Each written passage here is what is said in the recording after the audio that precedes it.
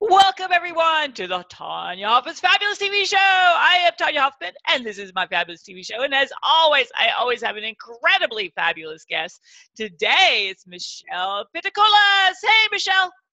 Hi, Tanya. Thank you for inviting me on. Yay. So we're going to hear all about her. And oh my gosh, y'all are going to love Michelle, especially what she talks about. She talks about grief.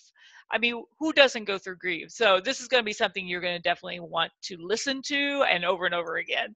And you might say, what is going on with Tanya today? I've got, instead of all my awards and books and everything, I've got this whole setup because I was just on a video shoot helping Orev do some recordings, both on audio and obviously visuals. So that's why we got it back there. It's part of the Excellent Choice line. So if you'd like to let your wrinkles disappear, get hold of me. I'd love to talk to you more about that, or go to myexcellentchoice.com, and excellent with this no E. Alrighty. So what we're going to talk today is to Michelle, and we're going to have so much fun. Okay, so Michelle, tell us about how fabulous you are and what do you have going on in your life right now? Well, as you know, Tanya, I help professional women. I empower them to, when they are struggling with grief and loss, I help them to find peace of mind, closure, and a life worth living. And it's really important to stress a life worth living, because I see grief as a gateway.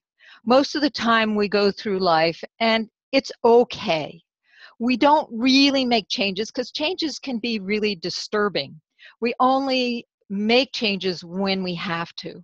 And grief is that opportunity.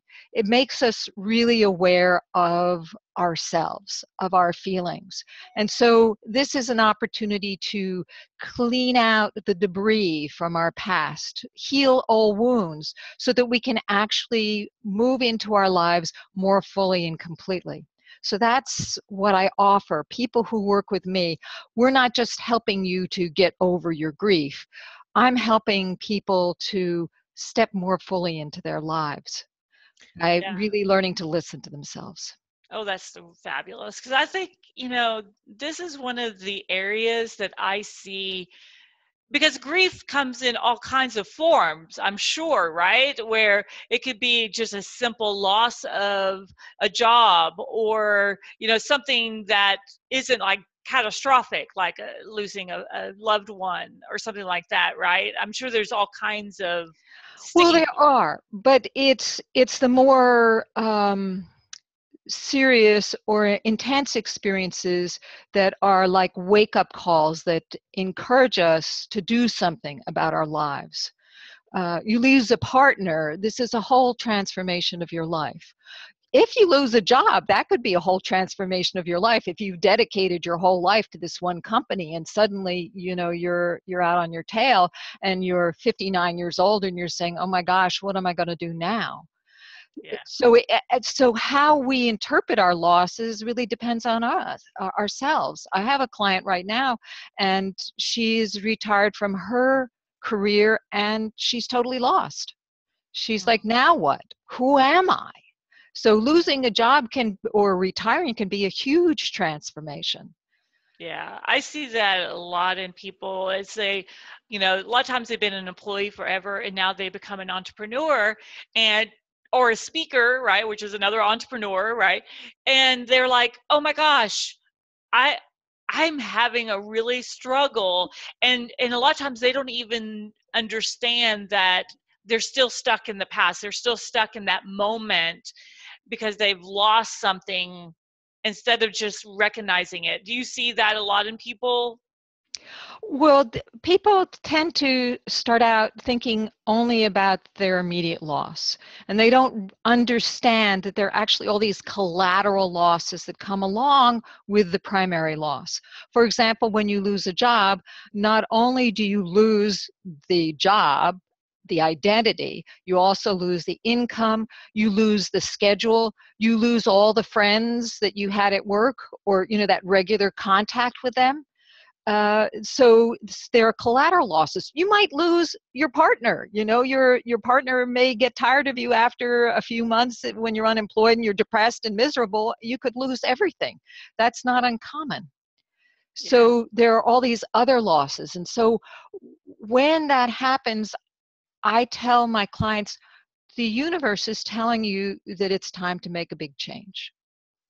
Nice. And maybe you haven't been listening, that there have been signs, there have been subtle signs all along that maybe you're not really doing what you're supposed to be doing. Maybe there's something bigger that probably there's something bigger that you need to step into. And that this is an opportunity. It's kind of like going into a cocoon and literally having your whole self transform so that you can come out that butterfly. Yeah, I know when I went through cancer and you have this whole progression of thought processes, right? Not, I didn't have it as much about losing myself because, you just kind of, what happens, you're kind of there, but the loss that I was about to happen to my child, who was only a year and a half, to my husband, who was now going to have to raise her, to my entire family that was flipping out, right? I was just kind of going through the motions. But it wasn't until after I was cured, right? They got everything, that I started kind of seeding in my own grief of what did happen and could have happened and didn't happen and why did it happen and all of those kind of things. Well, that's right. Very often in the immediate experience of the loss, there are so many things that you have to deal with. If you've lost a loved one, you may have to be orchestrating this whole rearrangement of your life. Maybe you have to move, you have to create a memorial service, you have to contact all family members. There are all these activities that keep you busy. And it's only after all that stuff is cleared out of the way that you actually have time to step in and check in and feel what's going on inside of yourself. Yeah. Do you find, do you have like a technique or a tip that you could give our listeners to kind of start helping through that process? Absolutely. And that is to stop and pause and take a breath. In fact, I would say pause and take a breath before you go through any door. Mm. Check in, see how you're feeling. Now, for some people, that's asking a lot. We have been taught to spend most of our time up in our heads. And if you don't have a familiarity with your body, you may not even know what that means. I find that practices like yoga or meditation or Tai Chi or dance, something that gets you into your body. I do an oil body massage every morning. I massage myself so that I actually stimulate the skin and I get into my body. If you're used to hanging out in your head, it's like, what is this body? You have shut down all the sensory nerve endings so that Yeah. you don't feel. And a lot of us have done that in order to survive, whether it's something in childhood or we go to school and we're taught to sit in these hard chairs for, 5 or 6 hours a day, right? Little Yeah. children, it's crazy. These bodies are meant to move. Yeah. I did see that. I could imagine. Because even when I look at, because I think one of the things I heard in the past is huge percentage of people are just touch deprivated, right? They have Yes. no one who touches them. And a lot of times they're just craving for someone just to reach out and get a hug. And I know, when I first started networking and I started my first networking group, one of the things that I would do is hug everybody that wanted it, because sometimes people are like, oh, I'm like, okay, here, shake my hand. But people, one lady came in one time and I had seen her over, you just kind of get used to saying hello to somebody and then it's kind of done. And one day she's like, you don't hug me anymore. I'm like, oh my gosh, I'm so sorry. And you don't realize how much of an impact just a hug can, create for somebody. Well, we forget that we're living in these animal bodies. We think they were all just these minds and okay, these are good, but we're like heads on feet or heads on legs. And these bodies of ours actually have needs. They have their own agenda. And one of those agendas is to feel safe. And for human beings, connection to other people helps us feel safe. And so hugs are one of those ways of calming down the body, making the body feel comfortable. If you're used to it. Of course, if you've been taught from your childhood that it's not safe to be hugged, then then you need to work on that. But literally the body produces a hormone called oxytocin, which is this wonderful feel-good hormone whenever we hug, whenever we're intimate, whenever we gaze in somebody's eyes or nurse a baby. And so when you don't get that stimulation, you're actually in deprivation. Right. I think if we all just took a moment to, especially with all the negativity in this world, if we Yeah. just took a moment and was there for somebody else, because I think people do go through grief and they don't know about you yet, Michelle. They need to know about you, right? That's why, for me, it's one of my big missions is to get people like you out there so that people know that there's someone to help them. But even if not, everyone who's listening, if you meet somebody and they need help, connect them to Michelle, connect them to people that can help them. And if not, if you could just start with the basics of at least a handshake and then eventually a hug, I think there's like a stepping ladder, that's what I love to do. And Well, to make connections. So that's also the other part of being in this human body, that we are actually social beings and we are wired to bond with other people. And so they've done lots of studies that find that people survive longer when they have connections, when they are connected with other people. Women who have cancer, they survive longer if they are in support groups. We like to connect with people. I mean, that's basically the way in which we're wired. If you don't like to connect with people or you have fears, there are some issues there because your body wants that connection. So what the suggestions that you're making are really good is reach out to people.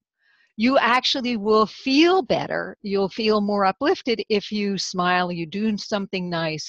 You let somebody get in front of you in a line. Oh, what a, at a checkout register. What a wonderful thing to do. Or you let somebody take a parking space, or you let somebody move into traffic in front of you. These little things, they're little small things, but they actually make you feel good. I know, that's one of the biggest things for me was to start looking outside of myself, because I used to be such an introvert. I always loved showing the picture of me. This was me back in 2005 at a holiday gala, ladies. So this is, me all sparkled up. Yeah. So if I can get over my issues of pulling myself in from the fears and the negativity and being afraid of just doing anything and afraid of myself, of what I was able to accomplish in my life, you could get over it too. And then, one of the biggest ways was for me to reach out and get help, to find people like Michelle, to get myself moving and going in some direction. So Michelle, do you have something that you would like to, offer or give our lovely guests today? Yes, well, I do. I have this really fabulous little mini book called 6 Essentials for Grieving Well, and it comes with a home study program. This is not available except on special offer. Ordinarily, you just get the mini book, but this comes with a series of little short emails that help you to really utilize the tips that are given in the mini book. And you can get this mini book by going to Grief Essentials, that's plural and it's one word, no spaces, griefessentials.com. And for those of you who would like to talk to me, and I would like to offer a 45-minute telephone grief and loss breakthrough session, and we can take a look at what you're struggling with and where you want to be and how to get there. So that you can get a hold of me on the contact form on my website, which is secretsoflifeanddeath.com. There's no spaces, and the and is A-N-D. So secrets, that's plural, of life and death.com. And at the same time, you can look at my amazing website, and I have some wonderful blogs on there that have lots of information. Nice. All right, everyone. So you're going to take advantage of that. Get connected to Michelle. Start moving yourself this year. I always like looking at my little sticker. I've got a little sticker, a little, sticky pad thingy, and I stick it everywhere, and it says, "Wow yourself today." So go out and do something, and you're like, wow, I can't believe I just did that. Well, wow, I think I can get over this, or whatever it is. Just do it and make a big impact on yourself. And then reach out to me. I'd love to connect with you. You can find out more about this incredible products with Arev. We also have a probiotic chocolate and an antioxidant coffee. So you could drink coffee and eat chocolate all day and get healthier. How crazy is that? So take advantage of getting connected with me. Go to cravemoretoday.com, cravemoretoday.com, and you'll see a bunch of testimonials and all kinds of fun things on there. Alrighty, everybody, we will see you next time on the Tonya Hoffman's Fabulous TV Show. Thank you, Michelle. Thank you, everybody. Thank you, Tonya.